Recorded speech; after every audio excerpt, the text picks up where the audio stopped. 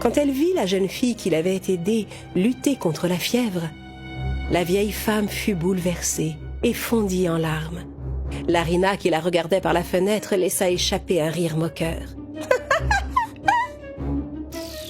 Soudain, la vieille femme se transforma en une belle fée. Larina n'en croyait pas ses yeux. Elle se précipita dans la maison. « Mais alors vous êtes une fée? Je vous ai accueilli chez moi, vous avez une dette. Donnez-moi les plus beaux cheveux du monde. Vite, utilisez votre magie et dépêchez-vous d'exaucer mon vœu. » En réalité, quand la fée avait vu Larina pour la première fois, elle s'était changée en vieille femme pour voir si elle avait bon cœur.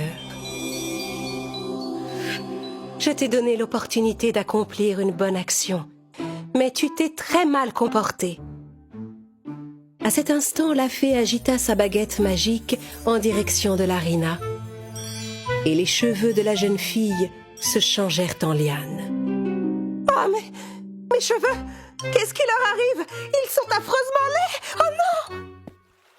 Larina courut à la rivière pour se voir.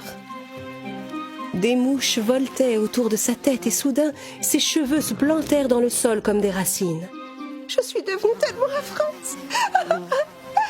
Je ne pourrai plus jamais me regarder! » Pendant ce temps, la fée fit manger des myrtilles magiques à Manjita, qui ouvrit enfin les yeux, guérie. « Merci, bonne fée, je me sens déjà beaucoup mieux. » La fée agita 2 fois sa baguette et changea la modeste maisonnette en un somptueux palais. Manjita était très impressionnée de se retrouver dans une telle demeure. Les bonnes actions sont toujours récompensées, et ce beau palais est ta récompense. « Merci, bonne fée. Où est passée ma sœur? Qu'est-ce qui lui est arrivé? » Ta sœur passera le restant de ses jours à contempler son vilain reflet dans la rivière. « Mais c'est ma sœur, je l'aime énormément. À quoi bon vivre dans cet immense palais si ce n'est pas avec elle? Rendez-nous la vie qu'on avait dans notre petite maison. Je ne vous demande rien d'autre. » La fée fut très heureuse d'entendre les paroles de Manjita.